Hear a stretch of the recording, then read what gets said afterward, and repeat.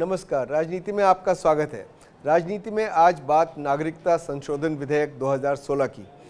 अवैध प्रवासियों को नागरिकता देने से जुड़े इस विधेयक को लेकर तीखा विवाद हो रहा है।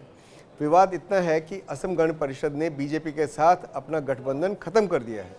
मोदी सरकार इस विधेयक के जरिए अवैध प्रवासियों की परिभाषा बदलना चाहती है, लेकिन इस विधेयक में शामिल प्रावधानों को लेकर सरकार की मंशा सवालों के घेरे में है।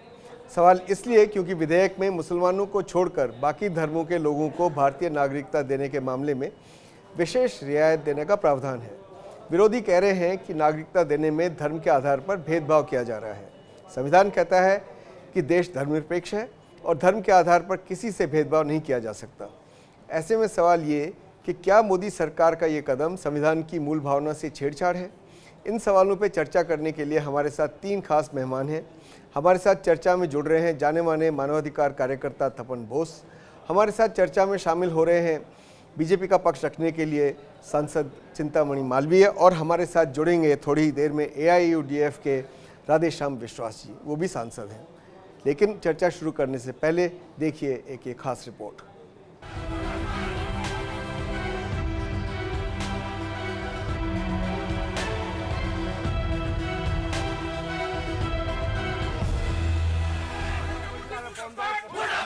पूर्वोत्तर भारत में NCR पर उठा विवाद अभी थमा भी नहीं कि अब नागरिकता संशोधन विधेयक 2016 को लेकर हंगामा शुरू हो गया है। इस विधेयक के तहत सरकार अवैध प्रवासियों को नागरिकता देने के नियम में बदलाव कर रही है। सरकार की तरफ से प्रस्तावित बदलाव के मुताबिक पाकिस्तान, बांग्लादेश और अफगानिस्तान से भारत आने वाले हिंदू, सिख, पारसी, बौद्ध, जैन और ईसाई लोगों को अवैध प्रवासी नहीं माना जाएगा। मौजूदा कानून के मुताबिक दूसरे देशों से भारत आकर रहने वाले लोग 11 साल बाद ही नागरिकता के लिए आवेदन कर सकते हैं, लेकिन प्रस्तावित संशोधन में इस समय सीमा को घटाकर 6 साल करने का प्रावधान है। गृह मंत्री राजनाथ सिंह ने जुलाई 2016 को ये विधेयक संसद में पेश किया था, जिसके बाद इसे JPC के पास भेजा गया था। JPC में शामिल विपक्षी सांसदों ने अधिनियम के कई प्रस्तावों का विरोध किया और अब तो सरकार के सहयोगी दल भी इन बदलावों का विरोध कर रहे हैं। सिटीजन अमेंडमेंट बिल को हम भी विरोध कर रहे हैं। ये बिल के बाद ये पूरी बदल जाएगी और फिर एक बार वहाँ असम में सिविल वॉर जैसी परिस्थिति पैदा होगी। असम को अगर बचाना है अभी, तो फिर एक बार इस बिल के ऊपर पुनर्विचार करना चाहिए। नागरिकता से जुड़े इस विधेयक का विरोध कई मुद्दों को लेकर हो रहा है। इसे भारतीय संविधान के अनुच्छेद 14 के खिलाफ माना जा रहा है। अनुच्छेद 14 समानता के अधिकार की बात करता है। ये बिल भारत में पहली बार धार्मिक आधार पर नागरिकता देने की बात करता है। बिल में मुसलमानों को छोड़कर बाकी सभी प्रमुख धर्मों के लोगों को राहत देने का प्रस्ताव है। विपक्षी दल विधेयक में इस धार्मिक भेदभाव के लिए सरकार को कटघरे में खड़ा कर रहे हैं। ये पूरा सिटीजन अमेंडमेंट बिल इसके लाने की जरूरत ही नहीं थी 2016 की। असम एकॉर्ड के ऊपर हम लोगों को पूरा यकीन है, पूरा असम इसके ऊपर अमल कर रहा है। बीजेपी गवर्नमेंट आने के बाद चूंकि इनका पूरा एजेंडा ही उसके ऊपर धर्म के ऊपर है और क्या बोलते हैं सांप्रदायिकता के ऊपर है, उसी की वजह से ये नया बिल लाया है। इसकी कोई जरूरत नहीं थी। ये बिल तो पूरा अनकॉन्स्टिट्यूशनल बिल है और संवैधानिक बिल है, और ये बिल इंडियन डेमोक्रेसी को खतरे में फैलने के लिए लाया हुआ है। अमेंडमेंट जो बिल है वो बिल डिस्क्रिमिनेटरी है, और उस बिल से जो कल्चर है, हमारा आइडेंटिटी है, वही भी हमारा खतरनाक हो जाएगा। हमारा देश एक धर्मनिरपेक्ष गणतंत्र है और ये बात हमारे संविधान में भी दर्ज है। अब तक देश के नागरिकता से जुड़े तमाम कानून संविधान की इसी मूल भावना पर आधारित हैं कि भारत एक धर्मनिरपेक्ष गणतंत्र है। लेकिन मौजूदा सरकार संविधान की इस मूल भावना के खिलाफ जाकर पहली बार देश में साफ तौर पर धार्मिक आधार पर नागरिकता देने की बात कर रही है। ऐसे में सवाल ये है कि क्या नागरिकता संशोधन विधेयक 2016 देश के धर्मनिरपेक्ष ढांचे से छेड़छाड़ की कोशिश है? क्या मोदी सरकार संविधान की मूल भावना से खिलवाड़ कर रही है? और बड़ा सवाल ये है कि क्या मोदी सरकार नागरिकता संशोधन विधेयक 2016 के जरिए चुनाव से पहले राजनीतिक फायदे के लिए हिंदू मुसलमान का बंटवारा करना चाहती है? Bureau report, Swaraj Express. Tapan, आपसे शुरू करते हैं। क्या आपको लगता है कि सरकार जो ये विधेयक ला रही है, ये इसलिए ला रही है कि ह्यूमैनिटेरियन ग्राउंड्स पे लोगों को आवश्यकता है ऐसे रियायत की, कि मानवता के आधार पे ला रही है? क्या आपको लगता है कोई और कारण है इसके पीछे? भारत मानवता का आधार पे तो सभी को होना चाहिए। हाँ, पाकिस्तान में अहमदिया है, क्या आप हम अहमदिया को इंक्लूड करोगे? नहीं करोगे जी। शिया लोग जो हैं पाकिस्तान में, दे आर इक्वली ऑप्रेस। हाँ, तो कहना कि हम जो पीड़ित हैं या जो ऑप्रेस लोग हैं, माइनॉरिटीज़ हमारे नेबरिंग कंट्रीज़ में, उनको हम प्राथमिकता देंगे, तो वो हो गई। तो that is a universal secular concept.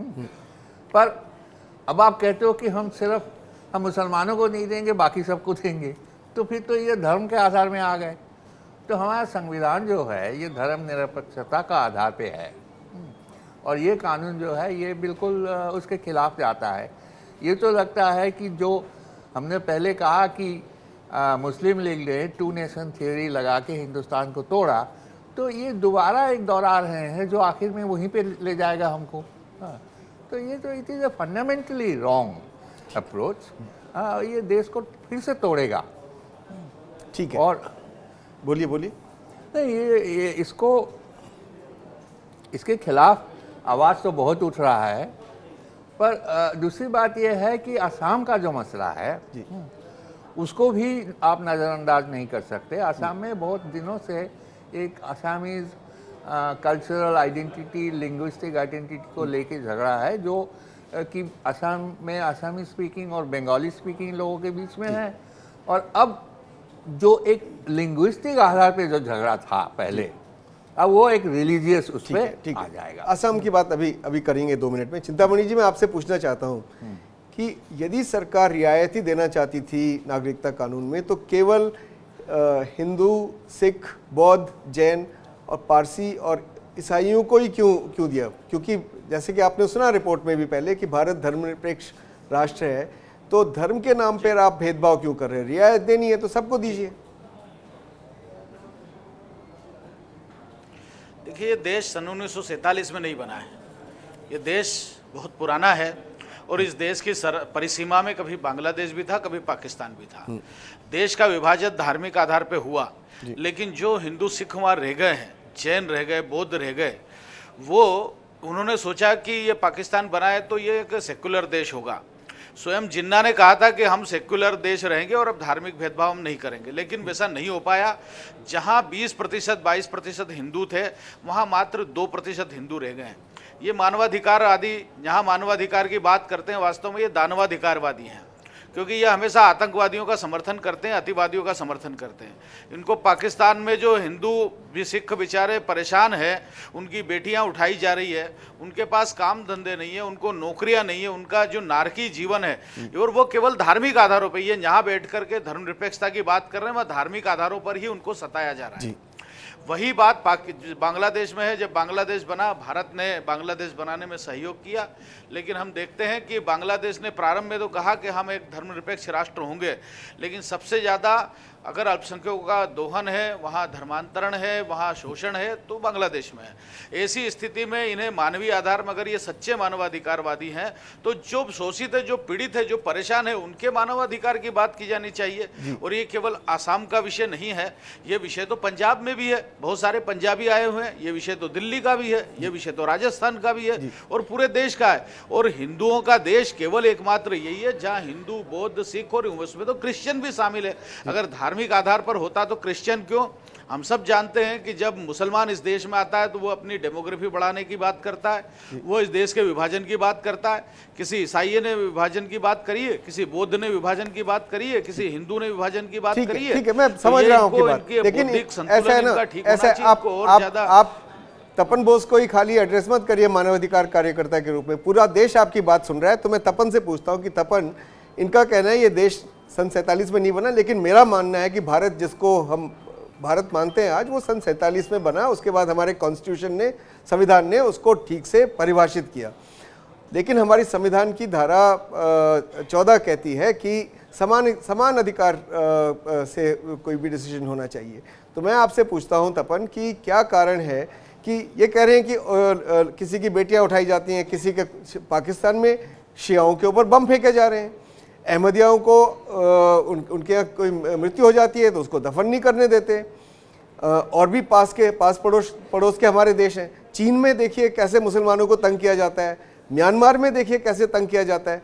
तो आप ये बताइए कि क्या आज के भारत में, आज के संवैधानिक भारत में, इनके काल्पनिक भारत में नहीं, आज के संवैधानिक भारत में क्या धर्म के नाम पे आप नागरिकता दे सकते हैं? नहीं दे सकते। आपको संविधान बदलना पड़ेगा। अगर आप संविधान बदलेंगे तो शायद आप कर सकते हैं, पर संविधान ऐसे बदलना भी उतनी आसान बात नहीं होगी। पहली बात। दूसरी बात यह है कि हमारा देश जो बना पार्टीशन के बाद, वो एक सेक्युलर डेमोक्रेटिक रिपब्लिक। यहाँ पे हर मज़हब के लोगों का एक जैसा अधिकार है। और जो सच्चाई अगर आप देखना चाहते हो तो हिंदुस्तान में 47 के बाद मुसलमानों के साथ क्या हुआ। आज 70 साल में मुसलमान जहाँ थे उससे भी 10 गुना पीछे चले गए। सत्तर साहब की रिपोर्ट देख लीजिए। और सन 14 के बाद मुसलमानों के साथ जो हो रहा है इस देश में, कभी गौ रक्षा के नाम से, कभी कुछ और से नाम से एक बच्चे को आप ट्रेन से चक्कू मार के फेंक देते हो। मुजफ्फराबाद में आपने क्या किया, मुजफ्फरनगर में क्या किया, हर जगह। जाहिर है कि हिंदुस्तान में भी वही हो रहा है, हम भी वही कर रहे हैं। हमारे कुछ लोग, जैसे पाकिस्तान में या बांग्लादेश में कुछ गुंडे लोग करते हैं, और धर्म के नाम पे वो भी वहाँ पे चलाते हैं, शियाओं के खिलाफ चलाते हैं। अगर आप देखो तो पाकिस्तान में मुसलमान को कौन मारता है? मुसलमान ही मारते हैं। तो ये, और आपने बर्मा का जिक्र किया, आप अरे श्रीलंका में भी तो मुसलमानों के खिलाफ चल रहा है। तो ये मानव अधिकार वाले हम जो हैं, हमारा काम ये है कि हम चाहते हैं सभी को एक जैसा अधिकार मिले, शांति में रह सकते हैं। पीस में रहने का मानव अधिकार का एक बहुत बड़ा मुद्दा है। ठीक। अगर वो किसी भी समाज व्यवस्था में, राजनीतिक परिस्थिति में कोई ऐसा आता है जहाँ पे आप कहते हो पाकिस्तान में वो उनको मदद, यहाँ पे भी वही हो रहा है, तो हम, मुझे लगता है मानव अधिकार वाले क्या करेंगे? चिंतामणि जी मैं आपसे सवाल पूछ रहा हूँ। एक मिनट रुकिए ना, सवाल तो सुन लीजिए, सवाल सुन लीजिए। मैं आप ये कह रहा हूँ, भारत में सबसे बड़ा अल्पसंख्यक धर्म जो है वो इस्लाम है, ठीक है? तो आप जो इस्लाम के अनुयायी जिनको पाकिस्तान में तंग किया जा रहा है, या म्यांमार में तंग किया जा रहा है, या श्रीलंका में, या चीन के सिनकियांग में, उनको तो आप नागरिक बनने में और कठिनाइयां पैदा कर रही हैं। उनकी बात छोड़िए, तस्लीमा नसरीन जैसी बड़ी साहित्यकार जो हैं 2005 से हिंदुस्तान में रह रही हैं, वो भी, उनको भी मुश्किल हो जाएगा। तो ये ऐसा काम आप क्यों कर रहे हैं? या तो सबके लिए करते या नहीं करते। भारत का दिल तो बहुत बड़ा है, या आप कहिए बहुत दिल छोटा है, कोई आ ही नहीं सकता यहाँ पे, हम तो बाढ़ लगा देंगे चारों तरफ से। ये विधेयक आने के बाद, देखिए ये विधेयक आने के बाद ऐसा नहीं है कि दूसरों की नागरिकता बंद हो जाएगी। जो इस तरह के अपवाद केस आते हैं उनको नागरिकता दी जाएगी। इसके लिए तो भारत स्वयंभू है, निर्णय ले सकता है। तो जहां देश को खतरा नहीं है, सबके लिए बराबर कानून बनाइए ना, सबके लिए बराबर, सबके लिए बराबर। ये मत कहिए कि ये 6 धर्म एक तरफ और बाकी धर्म दूसरी तरफ। बराबर का सवाल नहीं है। वहाँ आप बताइए कि कल को तपन जी बोलेंगे कि सीरिया में मुसलमान आपस में लड़ रहे हैं, यहाँ ले आइए, तो यहाँ लड़ने आना ही नहीं चाहते वो तो यहाँ आना ही नहीं चाहते, वो यूरोप जा रहे हैं। जो यहाँ आना चाहते हैं, जो यहाँ आना चाहते हैं, वो तो सूडान में लड़ रहे हैं। जो यहाँ आना चाहते हैं, उनके लिए एक समान कानून बनाइए, नहीं तो मत बनाइए। बात जो है वहाँ मारा जा रहा है, वो जब यहाँ पे आता है आप लोग उनको पनाह नहीं देते हो, क्या बात कर रहे हैं? वहाँ असमानता इसलिए यहाँ करने की आवश्यकता हो रही है। दिया है, कितने अहमदिया को आपने आज तक दिया है यहाँ पे? वो अत्याचार की बात कह रहे हैं। कितने अहमदिया को आपने आज तक यहाँ पे सिटीजनशिप दी है? 8% मैं आपको हिसाब दूं, 8% था। ठीक है, अभी ये चर्चा हम जारी रखेंगे, लेकिन अभी लेते हैं एक छोटा सा ब्रेक। चिंतामणि जी, मैं आपके पास दोबारा आऊंगा, लेकिन ब्रेक के बाद।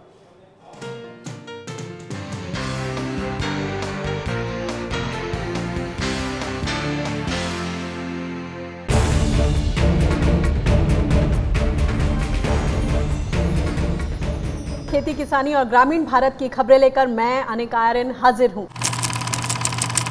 देश का पहला न्यूज चैनल जो बुलंद करता है किसानों की आवाज, उनके मुद्दे, उनकी फरियाद। धान उपजा कर रखे हुए हैं, लेने वाला नहीं है। किसान तो कर्जे में जा रहा है। खबरें ग्रामीण इलाकों की, मंडी, खेत खलिहानों की। हम सब किसके बच्चे हैं? किसान के। शहरों में गांव से आई आबादी की। सब बेरोजगार हैं। बातें सरकारी दावों की, पड़ताल कुछ आंकड़ों की। हमारे यहाँ केवल 20 दवाइयाँ हैं और पूरी तरह से ये योजना प्रधानमंत्री जी की फेल है। अपने किसानों से जुड़ी हर बात। ये रेड एल्पिनो है, इसकी विदेशों के अंदर बहुत ज्यादा डिमांड होती है। देखिए मेरे साथ रोजाना शाम 6 बजे किसान बुलेटिन में।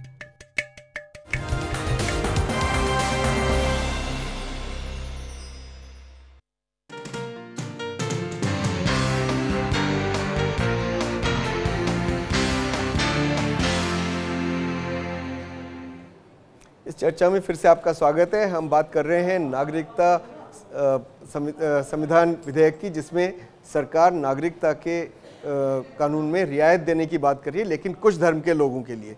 तपन, आप कहने वाले थे हमको कि कितने अहमदिया लोगों को मिला है, लेकिन मैं आपसे ये पूछना चाहता हूँ कि अगर भारत सरकार सचमुच सताए हुए लोगों को भारत में शरण देना चाहती है, उनको नागरिक बनाना चाहती है, तो क्या कारण है कि जो रोहिंग्या मुसलमान म्यांमार से सताए हुए हैं, जिनके घर जला दिए गए हैं, जिनकी औरतों को के साथ बलात्कार किया गया, जो भाग के आए हुए हैं, उनको पकड़ के वापस म्यांमार क्यों भेज रही है? उनको भी नागरिकता के लिए अप्लाई करने का मौका देना चाहिए।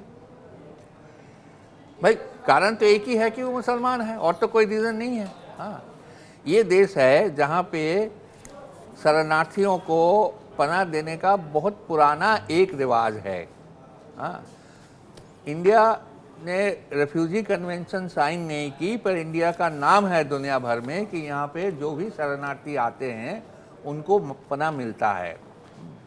पर आज ये पिछले 4 साल से ये बिल्कुल बदल गया है। अब रोहिंग्या ये बेचारे, इनके 7 लाख हाँ भाग के चले गए। हाँ, 1 साल से वहाँ बांग्लादेश में बचे हुए हैं। हमारे देश में भारत सरकार का कहना है कि 40,000 है। 40,000 नहीं है, क्योंकि मैं रोहिंग्या रेफ्यूजीज के साथ काम करता हूँ, 16,200 के करीब है। और गवर्नमेंट का, हमारा छोटा होम मिनिस्टर साहब का कहना ये था, क्योंकि हमने साइन नहीं किया तो यूएन लागू नहीं होता। गलत बात है, क्योंकि जो प्रिंसिपल और नॉन रिफॉर्मो है वो लागू होता है। वो इंटरनेशनल कस्टमरी लॉ है, वो हर देश पे लागू होता है। अब हिंदुस्तान सरकार जो है यूएन ह्यूमन राइट्स काउंसिल का एग्जीक्यूटिव कमेटी का मेंबर बन गए, वहाँ पे हम क्या जवाब देंगे? हमसे जब पूछा जाएगा। तो ये जो ये बहुत ही छोटा माइंडसेट का लगता है हमको कि आप ऐसे अगर करोगे तो इतना बड़ा देश, इतना सम्मान हमको मिला है यूनाइटेड नेशंस में हर जगह, आप गंवा दोगे। ठीक है, हमारे साथ जुड़ गए हैं AIUDF के MP राधेश्याम विश्वास जी, आपका स्वागत है। विश्वास साहब, ये बताइए कि इस सिटीजनशिप अमेंडमेंट एक्ट से, नागरिकता संशोधन विधेयक जो लाया जा रहा है, इससे क्या असम का अकॉर्ड जो हुआ था, असम समझौता जो हुआ था, वो खारिज नहीं हो जाता? क्योंकि उसमें तो कहा गया था कि जो लोग 25 मार्च या मार्च 25 1971 से पहले भारत आगे थे, वो तो नागरिक हैं। उसके बाद जो आए उन सबको आपको आइडेंटिफाई करके वापस भेजना पड़ेगा। लेकिन अब आप एक दूसरा ही कानून ले आए जो कि इस असम समझौते के खिलाफ जाता है। हाँ, बिल्कुल खिलाफ जा रहा है। सबसे बड़ी बात है, ये एक इंटरनेशनल पैक्ट हुआ है। हमारा स्वर्गीय प्रधानमंत्री इंदिरा गांधी जी और बांग्लादेश का जो प्राइम मिनिस्टर था, उनका साथ पैक्ट हुआ था। ये इंटरनेशनल पैक्ट है जी, कि 25 मार्च 1971 का बाद जो भी इंडिया में आएगा उसको वापस लेना पड़ेगा। तो ये पहला एक इसका खिलाफ जाएगा। दूसरा बात है, 1985 में असम अकॉर्ड हुआ था। इसमें बताया गया था, ये संसद में पास भी हुआ था, कि इसका बाद जो हमारा असम में आएगा, ये वो 1971 का बाद उसको वापस भेजना पड़ेगा। ये फॉरेनर्स ये होगा जी। तो ये बिल्कुल आसाम एकॉर्ड का खिलाफ ही है। ठीक है मालवीय जी, आपकी तो सरकार है आसाम में, तो आप ये बताइए, आपका ऑल असम स्टूडेंट्स यूनियन और असम गण परिषद का ये कहना कितना आपको ठीक लगता है कि अगर ये घुसपैठिए आ जाएं, चाहे वो हिंदू हों या मुसलमान, इससे असम की जनसंख्या में फ़र्क पड़ेगा, लोगों के रहन सहन में, जीवन शैली में, उनकी भाषा में, सब में बदलाव आएगा, इसलिए ये जो काम आप कर रहे हैं वो गलत है। इस विषय में आपका क्या कहना है? देखिए, आसाम की अपनी समस्या हो सकती है, वो एथनिक प्रॉब्लम है, लेकिन माननीय प्रधानमंत्री जी ने कहा है कि यहाँ के जो मूल निवासी हैं, आदिवासी हैं, उनके लिए सीटों का आरक्षण हम करेंगे और उनको विधानसभाओं में आरक्षण रहेगा। तो वो एक अलग विषय हुआ, उनका विषय डेमोग्राफी चेंज को लेकर है, खासकर बंगाली हिंदू और बंगाली मुसलमान को वो एक दृष्टि से देख रहे हैं। लेकिन यहाँ अंतर है, अभी तपन जी रोहिंग्या मुसलमानों की बात कर रहे थे, वहाँ उन्हें इसलिए भगाया गया कि वहाँ उन्होंने जीना मुश्किल कर दिया था। नहीं, ये गलत बात है, ऐसे नहीं कह सकते आप। टेलीविजन पर उन्होंने जीना, उनका जीना खराब हो रहा था, सम्मान करेंगे, जीना खराब हो रहा था। बता रहे हैं कि देश का बड़ा सम्मान है पूरे विश्व में। आपको कोई इंफॉर्मेशन नहीं है, दुनिया भर के लोगों को बड़ा सम्मान है देश का। तो ये तपन जी अपने घर में रखेंगे रोहिंग्या मुसलमानों को, ने कहा है उसको जेनोसाइड है, घर में नहीं रख सकते तो देश में उन्होंने कहा है कि म्यांमार में जो हुआ है वो जेनोसाइड है। आप कुछ और ही बात कर रहे हैं। जहां वो रुके हुए वहां पे आतंकवादी घटनाएं शुरू हो गई, आपको जानकारी है इसकी? मुझे तो ये सारा जानकारी है। आतंकवाद जी आप गलत बोल रहे हैं, गलत गवर्नमेंट है जी। ये इस देश में इसी देश का विरोध करने वाले लोग हमेशा रहे, यही कारण है कि हम बहुत पीछे हैं। इस देश की बात नहीं करते, वो रोहिंग्याओं की बात कर रहे हैं। तो वो लोग कर रहे हैं ना जो धर्म के नाम पे इसको बांट रहे हैं। मालवीय जी, रोहिंग्या ठीक होना चाहिए, हिंदू भी रेफ्यूजी है। आपने कभी क्यों नहीं कहा, आप अगर इतने ही वो है, आप समदृष्टि रखते हैं, तो आपको वहाँ कश्मीर में बैठे हुए इतने आजादी से आए हुए 47 से लोग नहीं दिख रहे हैं कि वो उनको अभी तक नागरिकता नहीं दी गई है जम्मू कश्मीर में? आपने उनकी बात नहीं की, आपने रोहिंग्याओं की बात करने लग गए। आप उनको घर में रखिए अपने। ठीक है, एक मिनट तपन, देखिए गाली गलौज पे नहीं आते, कौन घर में रखेगा कौन नहीं रखेगा वो बात अलग है। ऐसी बातें मत करिए। घर में आप भी हिंदुओं को नहीं रख रहे हैं, ना आप सिखों को रख रहे हैं, ना आप बौद्धों को रख रहे हैं, ना ईसाइयों को रख रहे हैं। ऐसी बात मत करिए। तपन, मैं आपसे पूछ रहा हूँ, क्या सरकार जानबूझकर माइग्रेंट्स, प्रवासी लोग और रिफ्यूजी शरणार्थियों में कंफ्यूजन पैदा कर रही है कि दोनों एक ही हैं? क्योंकि आपने रिफ्यूजी कन्वेंशन तो साइन किया नहीं है, और अगर आप उनको शरणार्थी मानते हैं तो आपकी कोई रिस्पॉन्सिबिलिटी बन जाती है। शरणार्थियों के राइट्स होते हैं, उनके अधिकार होते हैं, वो आप उनको देना नहीं चाहते, इसलिए आप कह रहे हैं माइग्रेंट हैं, और ये कंफ्यूजन पूरा पैदा कर दिया है। देखिए, ये माइग्रेंट नहीं है, ये शरणार्थी है। ये इंटरनेशनल कानून और हमारे संविधान के और हमारे जो हाई कोर्ट के, सुप्रीम कोर्ट के ऑर्डर्स है, उसके मुताबिक ये शरणार्थी है, ये माइग्रेंट नहीं है। यहाँ पे रोहिंग्या नौकरी की तलाश में नहीं आया है, बांग्लादेश से आते थे पहले, पर अब भी नहीं आते, क्योंकि बांग्लादेश का इकोनॉमिक हालत हमारे से अच्छा है। ठीक है, ठीक है। और जो रोहिंग्या है वो शरणार्थी है, वहाँ से मारा हुआ है। उनके औरतों के साथ क्या किया, उनको बच्चों को कैसे मारा, उनके घर कैसे जलाए, हाँ 2000 से ज़्यादा गांव जला दिया। ये सब अगर हमारे दोस्त लोगों को नहीं मालूम तो हम इनको क्या बताएं? ठीक है, ठीक है। राधेश्याम जी, आप असम के सांसद हैं, आप बताइए कि लोगों की वहाँ की मूल भावना का कदर करना चाहिए कि नहीं करना चाहिए, कि वो लोग भी बहुत संकीर्ण तरीके से बांग्लादेशियों को देख रहे हैं? बिल्कुल करना चाहिए लोगों का भावना। ये आसाम एकॉर्ड का बाद हमारा आसाम में एक शांति का माहौल बना हुआ था, अभी वो माहौल बिगड़ रहा है। आप देख रहा है कि ये माहौल बिगड़ रहा है। सबसे बड़ी बात है एनआरसी का काम भी चल रहा है आसाम में। तो ये आसाम में जब एनआरसी का काम चल रहा है, बहुत सारे आदमियों को ये डिटेंशन कैंप में रखा गया है। ये बहुत सारे मुद्दा है, ये हालत इतना ख़राब है ये डिटेंशन कैंप में। ये पास हो जाएगा क्या विधेयक, हाँ या ना? ये तो उन लोगों का मेजोरिटी है, पास हो सकता है। तो राज्यसभा में कैसे पास होगा? राज्यसभा में तो पास नहीं होगा। नहीं होगा ना, तो फिर नहीं बनेगा ये विधेयक। अब चर्चा का समय समाप्त हो गया है आज, अब यहीं पर चर्चा समाप्त करते हैं। मैं अपने सभी खास मेहमानों का धन्यवाद देता हूं। आज बस इतना ही, कल फिर मिलेंगे, तब तक के लिए नमस्कार।